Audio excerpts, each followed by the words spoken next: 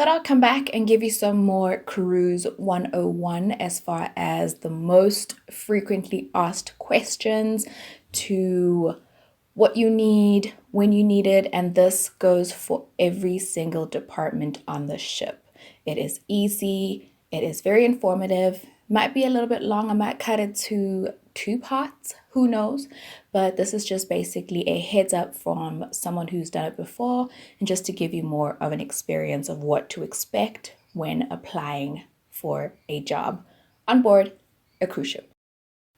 Working on board a cruise ship is super easy. It's like applying on land, but you're applying for a cruise job at sea. So it's pretty interesting. It's pretty cool. It's pretty laid back. And all the information that you will need will be under their careers site. So the best way to apply is through their actual cruise line site.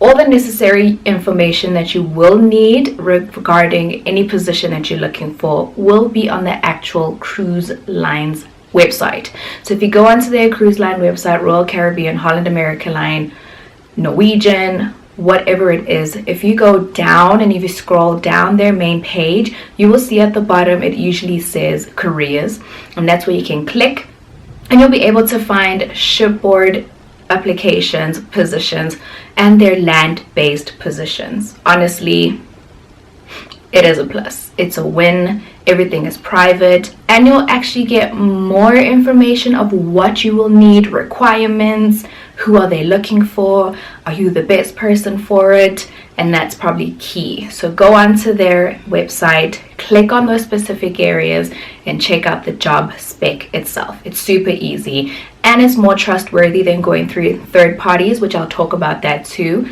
and that gives you an indication of what you will need for that specific role that you're applying for. And there's everything from housekeeping to gallery to casino. Most should have their own casino departments, and you can go through there. You can also check their third-party sites like the shops, the spa, medical is usually also a different type setup, and as well as the photography. So that gives you a full spec of what you will need to work on a cruise ship with the actual company. So once you've applied and you send out all your application, you usually get an email via the agent from the HR team from that ship, and they will send you a private email to your email address. And what they will do is that they'll say, thank you for applying. And if you are interested, this is what you're going to need. So they'll send you all the necessary application forms. Make sure you read everything from A to Z to the first page to the last page. What you're looking for is the job description, the duration of your contract, what you will be doing, which is part of your job description as well. Also look out for compensation and grievance and all of those. Transport, accommodation, are they providing that? Do you have to provide that yourself? Medical, salary. Don't ever be afraid to check out the salary. That's also important. I think we're at an age now where it's key to look and figure out what the salary is. Could be a little bit less from when you were on land, but look out for that as well. How does the salary itself work?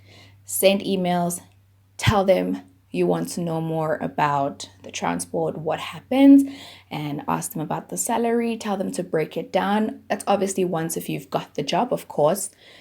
Tell them to break it down. How does it work? Do I get a certain commission? How does that work? How do you times? Is it in pounds, euros, rands, dollars? What am I working with? So that's obviously if once you've got the job, then you can ask all of those. Sign on the dotted line, and then they will ask you for certain information for their record. Know this, that once you get the job, they have every single right to ask you for any kind of document regarding criminal records, medical. You need to be super honest about that. So most companies will send you to go get your medicals done, and you would do a full-on medical. Make sure your health is on check. Make sure you don't have any problems or issues while you're on board. And again, they want to also check your medical record. So if you have been charged, wrongfully charged, or charged, they need to know all of that. So please be transparent when it comes to that. Let them know exactly what you're all about. Tattoos, piercings. Do you have a bullet in your chest that's been there forever? You missing one finger? Those type of things is really important, because once you get on board, you may need to sign and your index finger is missing, and they're like, what happened to your finger, fam? Asthma, whatever it might be, make sure that you're transparent and they can ask you all of that. And if you're not real, trust me, once you get on board, they can be like, hey, stop. First flight home. So they can be a little strict when it comes to that. So police clearance needs to be on check, valid, and recent. What else are they looking for? They are looking for a valid C1D, which is your cruise or your seaman's visa. Make sure you have that. Make sure it's valid. Make sure that it's not expiring in the next 2-3 months, because you'll be on board for 5 months, 6 months, 7 months. So make sure that's valid. Make sure your passport is also valid. Make sure you also give them an ID photo of yourself. Most companies want a full length. So if you do have black uniform or a black top, black jeans, black pants, wear that and take a full length photo behind a white wall. Women, skirt, pants, clean, hair off of your face, a little bit of makeup, look presentable, look formal, and take a picture and send it to you there. So that's your ID photo as well as a full length photo. That's what they want to see. They want to see who they're working with. Are you cute? Are you pretty? So that's also a key. And that will be the information that they require. And any qualifications that you may have studied, send those through. So qualifications, any other extras. If you've done an STCW, which is a safety course valid for 5 years or 10 years, that's also a plus. So whichever country that you are, ask if you cannot do a safety course that includes first aid, safety awareness. Throw that into your documents and your files and send that to your agent. If you are applying through a third-party agent, someone who is either working for the ship or says they are, please be mindful of scams. No recruiter should ask you for a fee.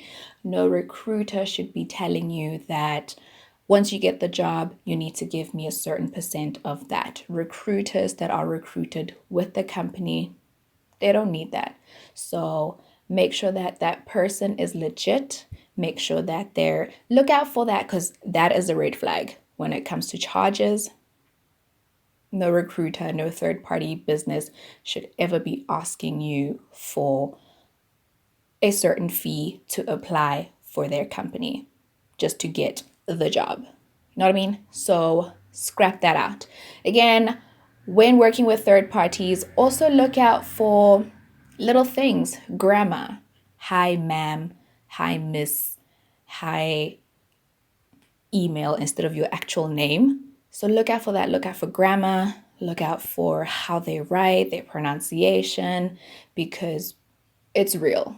It is really, really, really, really real. Bear in mind that you are going to be up against 50,000 million hundred other applicants. So you might not get word tomorrow, next week. It could be a month from now. So make sure that you have a lot of leeway. Give yourself some time. Just know that you won't get a response today, tomorrow, next week. So keep applying everywhere. So keep applying for every other cruise ship that you possibly can, and just keep your options open, because there's thousands of applicants. Okay, the people out there in the offices, they're just going through, seeing who's there, click, la la la la, okay, she's okay, put you on the side.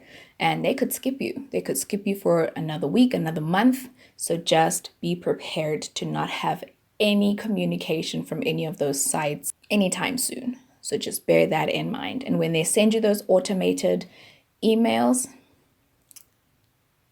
just pray that it goes through, because they can send those. They can send the thank you so much for your interest in our company, but as you know, we do have streams and streams of applicants. So just be mindful of that and just prepare yourself to know that it might not happen. It might happen now. It might not happen immediately. It might happen later. So keep your options good. Just to talk a little bit about you yourself and your applications and the forms that you're with, make sure that everything is updated. Make sure your resume is squeaky clean, it's neat, you've got everything laid down, your information, which studies you've done, any other experiences. That's also a plus, because cruise ships want people with experience. They might say that at least if you've worked on a yacht, a cruise, it doesn't matter. But if you've got that experience, that is, wow, it's kicking, it's fabulous, good communication skills, event managing, you've done hospitality, you've cruised yourself, you know the travel, you know the ins and out of working in customer service or hotel-based industries, that is a bonus and a plus. Keep the reference going. If you're working for companies, make sure that your references are noted as well. So keep your CV clean and make sure that everything is accredited for, and you yourself, when they call you, you're ready to answer. Speak politely, speak the real, speak the truth. If you're applying for a company that you necessarily don't really know about, but it's your dream job, Google, search, figure out what that is all about, and that will also help you get into that specific job. There is no age limit as long as you're 18 and above. Most ships is 21 and above, so you can be 68 and playing the violin. As long as you're fantastic, you killing that violin, you made those strings pop, they got you. So keep that in mind. So no age limit, 18 or 21. It depends on that specific ship, but you can go for it. Honestly, experience is what they're looking for. Do you have that ambience? Do you have that spice, that zing? For ship life, that's all they need. Are you prepared to be at sea or out of your comfort zone for more than 6 months? Yes. It is scary, but a job is a job. So be prepared for that. So if you're a homebody, unzip that and get out of that homebody zone, because you're going to be far away for 5, 6, 10, or even just 2 months. But you'll be far away. You ain't gonna drive home. Nah. So just be mindful of that. And that's the type of questions they will ask in those application forms. Are you willing to be far away from your home at sea for more than 6 months? So don't lie. Think about it. Are you? Then you can say yes. If you're not, just put that application form aside, reevaluate yourself, think about places you're going to be at, the salary, the experience, the lifestyle, that complete culture shock that comes with it. So think about that and then come back to the application form and then click yes. True agents are fantastic. They are willing to help you step by step than having office people from cruise lines, because they usually just automate things. So they have already something that's automated and send it to you. Having an agent is also a big plus, but can be a process, because they're not just working with you, they're working with Elizabeth, they're working with John, Marcus, Luke, Peter, whoever. So it might take a little bit of time, and they will be asking you lots and lots and lots and lots and lots and lots of information. Especially if you're new in the industry, they will definitely be asking you for some information, and you need to go back and forth, back and forth. It can be tedious, but they do get the work done eventually. And they also can help you, and they also have a first preference, because they could be working directly with the cruise line. So they can easily be like, wait, I have someone for you. She's good, she's clear, take her, she's ready to go. And that could be a plus as well. So keep a lookout for a good agent that is willing to help you right now. So the type that says, I want to be sent out now, she'll be able to help you. I will tell you this one issue that I had, and it was actually very scary. I was very scared. So when I joined the ship, you have to go through a crew evaluation and all that jazz. So they took in my documents. The crew lady she ended up being my best friend, but she was like this Serbian lady with a deep husky voice. And she took in my papers, my medical papers, and the paper itself almost looked like it was a printed or a scanned copy. It was not the original. So you have to go with your original medical certificate and paperwork. Everything has to be original. So it looked like it was scanned a couple of times. It was a bit dark. And I was just like, what? What do you mean? This is the original. She sent me this. I have nothing. And she was just looking at the pages. She was like, I don't think I can accept this. And I'm like, sis, I like this is legit. This is real. And she looked at it, she looked at it, and she was just like, I don't think this is for me. This does not look real. And I'm like, woman, this is real. This is it. This is the only copy that I have. Like, I have nothing scanned. And she looked at it and she looked at it and she was like, no, this is actually real. Because she ended up seeing the handwriting. So the doctor's handwriting, obviously, over a scan paper. I mean, you can see the ink, and she saw the signature was real, and she saw that the stamp was also, it looked like it just been signed now. And she was like, oh, I'm so sorry, I'm so sorry. And I'm like, I want to be sent home. So that was that is a big issue. That's when I realized, I was like, make sure everything that you have is legit and everything is originals, if and make sure that you have your copies as well to one side.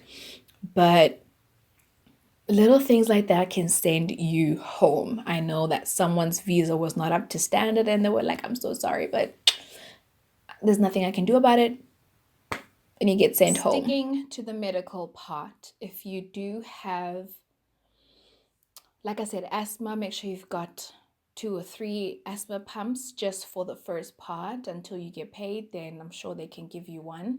But make sure you've got all the necessary medication that you will need, because you're far. You're far from your doctor. You're far from anybody. So if you do suffer from headaches every now and then, just pack 2 or 3 boxes of Nurofen, Panado, Grandpa, Advil, whatever it is that you may need from your certain country, and always stock that up as well.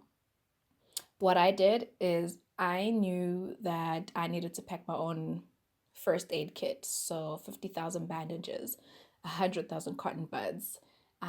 I got some Med Lemon sachets from Discam. I got some citrus soda as well, the sachets as well. I got Gaviscon sachets, because you'll never know, you might need it. And again, if you're in a foreign country, Brazil, where they don't speak English or they don't have common medications that you know of, at least you know you've got something for heartburn, you've got something for your stomach, food poisoning, allergies, you've got that already packed. So be a mom about how you pack your stuff. So just pack all the necessary things that you might need. If you know that you get bruises easily, pack something for that. If you know that you get headaches, like I said, constantly, pack all your headache pills that you will need as well. They do provide some on board, but then again, who knows? You might be allergic. It might give you some something. You don't know. So just pack something for you and know that you've got something from home that is trusted. You've used it for a long time there with you in a Ziploc see-through packet. So when they're like, what is this? You can be like, it's my general medication. Oh no, pack it in your actual suitcase, because they can be like, what is this? It's illegal in our country, and then throw it away. You don't want that. So pack everything inside your suitcase, and it's safe. if you have eczema, if you have psoriasis, and you've got creams, you've got those big tubs that they make for you there at the Dis-Chem pharmacy, pack that in your suitcase because you don't want them to confiscate that. Just to quickly end off, there are some frequently asked questions from most people, and let me tell you, they they are a little ridiculous. They are. So, frequently asked questions range from what jobs are available, which I did mention is everything like music, medicine, nails, hair. You can be a tattoo artist. You can be anything. You can be the guy that paints the ship. You can be the guy that steers the boat. Anything. So how much can I earn on a cruise ship? It depends. It depends on your department. Most people have strict salaries. Some people have to do commission-based salaries. So it can depend from 31,000 a month to 1,000 in a week. It really does depend. There is no, I cannot tell you that, but it does vary. And if you're a South African and you're earning in dollars, yeah, you're rich, ne? What are the living conditions like on board a cruise ship? So it depends on departments, but I know for sure that you are two people sharing in a cabin. There's no windows. You have a toilet. You have a shower. You got bunk beds, plenty storage space for most ships, and you get to share. Management, higher positions have their own single rooms. Guest entertainers tend to stay at guest areas. Conditions are not like your bedroom.